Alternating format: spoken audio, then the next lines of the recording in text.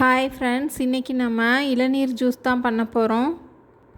அதுக்கு நம்ம இந்த மாதிரி பதத்தில் 3 இளநீ தண்ணியோடு எடுத்துக்கணும்.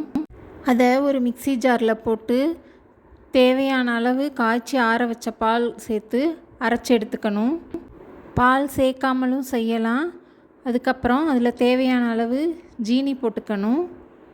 பால் 100 ml 200 ml வரைக்கும் சேர்த்துக்கலாம், நம்ம இஷ்டம்தான்.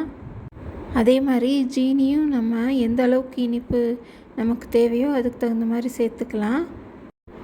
அதே மாதிரி இளநீல இருக்க அந்த ப்ரௌன் கலர் பார்ட்டை கட் பண்ணி எடுத்துட்டு அந்த ஒயிட் கலர் பார்ட்டை மட்டும் போட்டுக்கலாம், அப்போ தான் நல்லாயிருக்கும். நாங்கள் அப்படியே போட்டுட்டோம். இருந்தாலும் ஒன்றும் வித்தியாசம் தெரியல, நல்லா தான் இருந்துச்சு.